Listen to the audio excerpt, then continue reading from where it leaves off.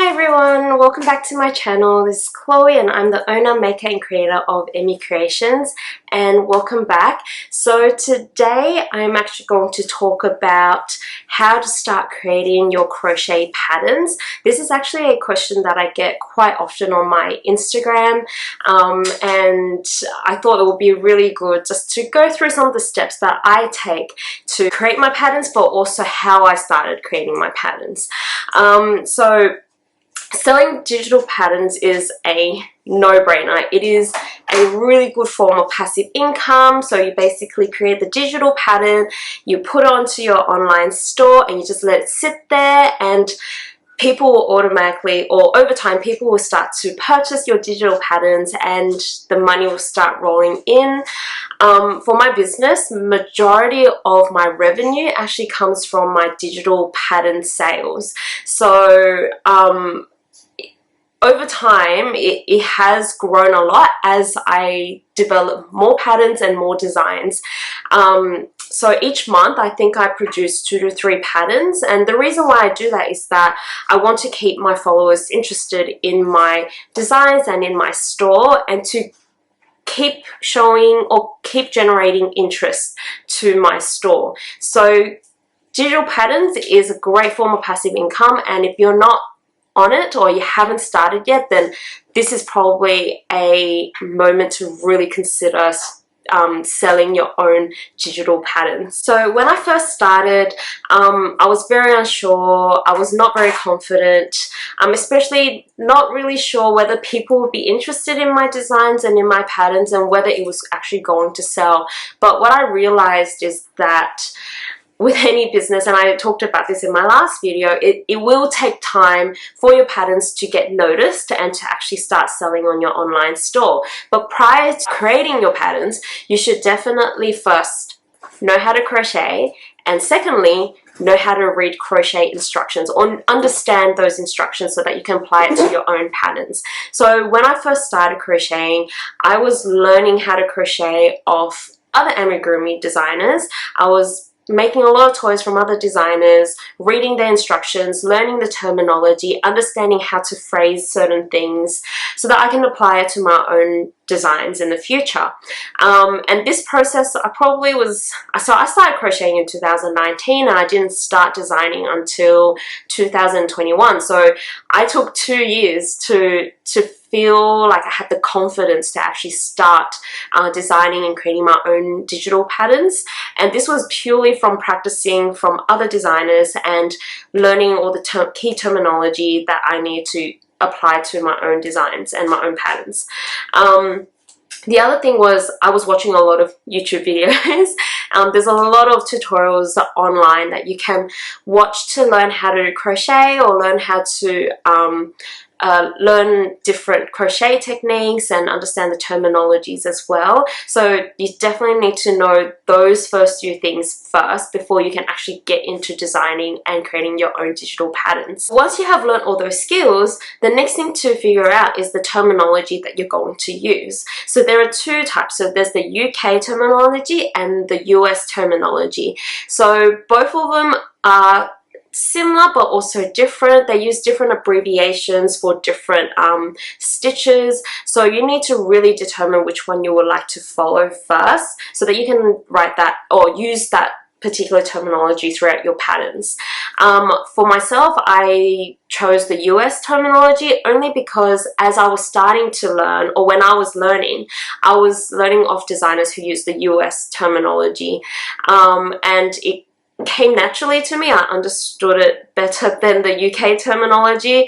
I have tried to write patterns in the UK terminology before, and it honestly took me twice as long to get my head around the different abbreviations, because I just kept confusing myself because I was so used to using the US terminology. So you should really pick one or the other, or if you're confident, you can probably produce patterns with both terminologies.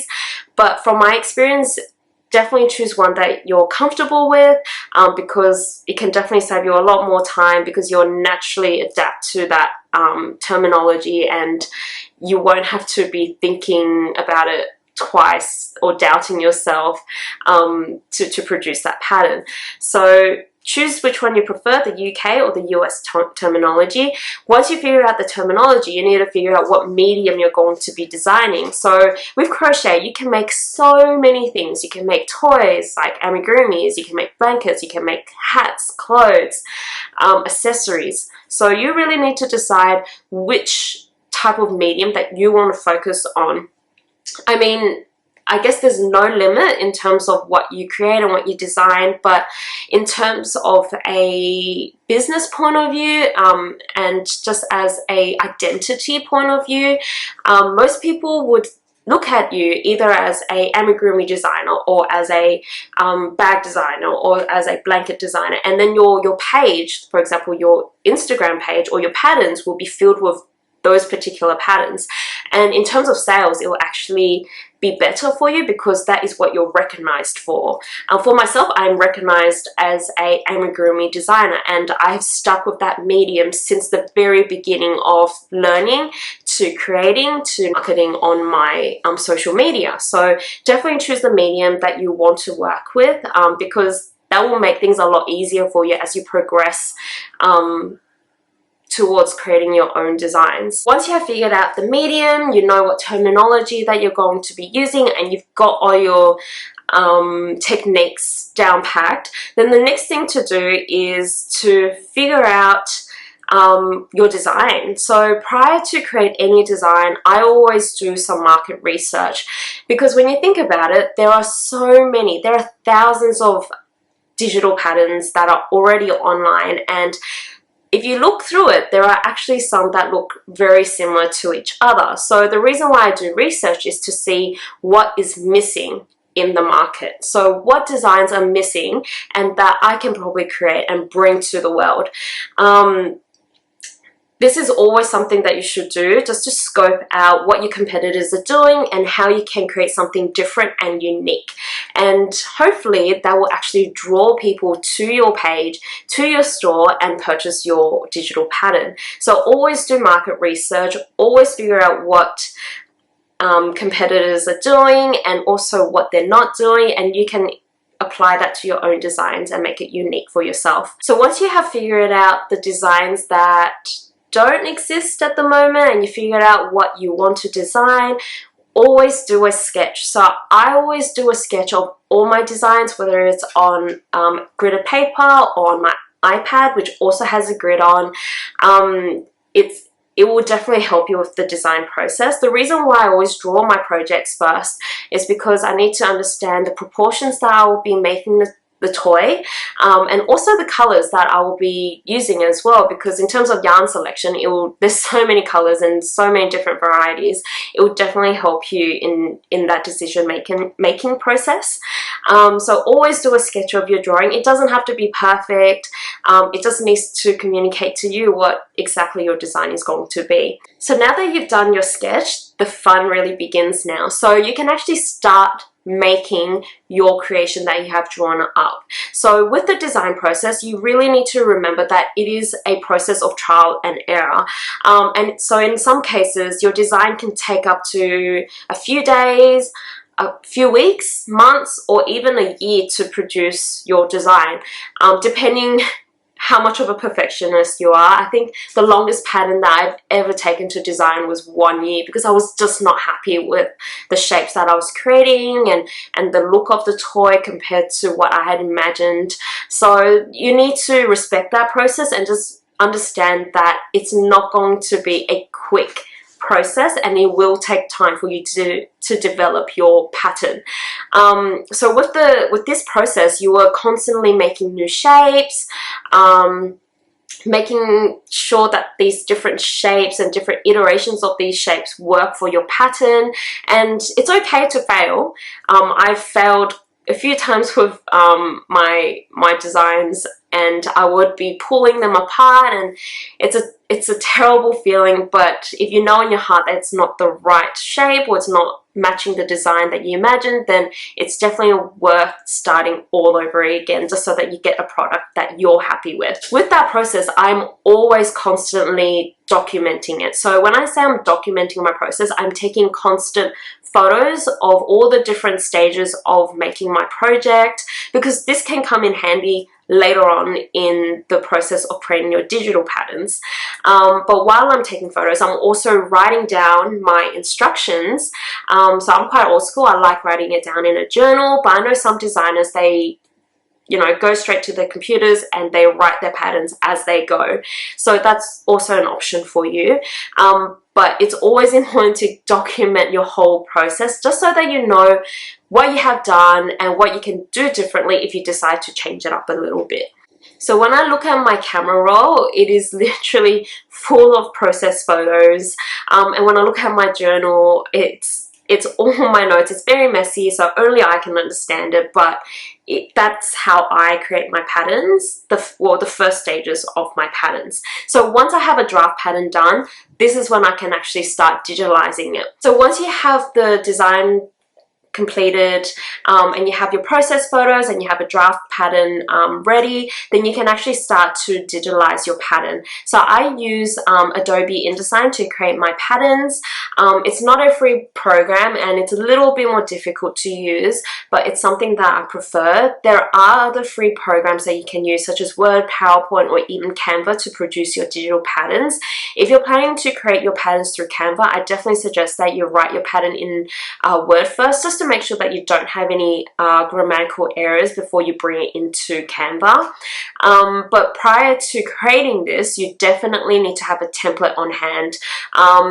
So I have a template that I've designed for InDesign, but I'm sure you can create templates on Word and PowerPoint and Canva, just so that it's something that you can always use every time you create a new digital pattern.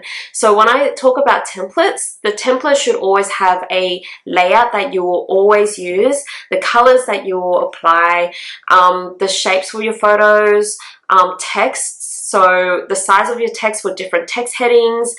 So when you create a template, these are some of the things that you should really think about, because you want consistency when it comes to your patterns, especially if you decide to create a lot in the future. Another thing is, I noticed that people really like seeing photos in their patterns, so which is the reason why I asked you to make sure to document the process through taking photos of your design process, because you can actually add these photos into your pattern. And people really appreciate that there are visual aids in your pattern, and they are probably more inclined to purchase your pattern as well, because they know that you put in that extra effort to make it as clear as possible for them when they decide to make any of your creations. So finally, now that your digital pattern is done, it's time to get it tested.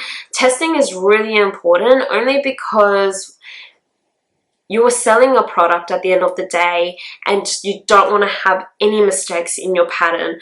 So testing your pattern is really, really important, and I always get at least 3 to 5 pattern testers for my patterns, depending on the complexity of the pattern. If it's a fairly easy pattern, then it'll be 3 testers. If it's a fairly complex pattern, then I'll choose 5 different testers to test my pattern. I also have a group of testers that I always go to, only because they provide really great feedback and really detailed feedback, and that's what I'm always after. But I also like to give new testers the opportunity to test my pattern as well. In terms of choosing your testers, that's completely up to you, but the important thing is you definitely need to get your patterns tested prior to putting it in your store. But once it is done and tested, then you can put it into your store and it's up and ready to be sold, and hopefully people will start purchasing your pattern. But just remember, it will take time for your patterns to start selling, especially if you're just starting a new store. When I first started, I only had 1 pattern in my store, and it took 6 months for my first buyer to purchase my pattern.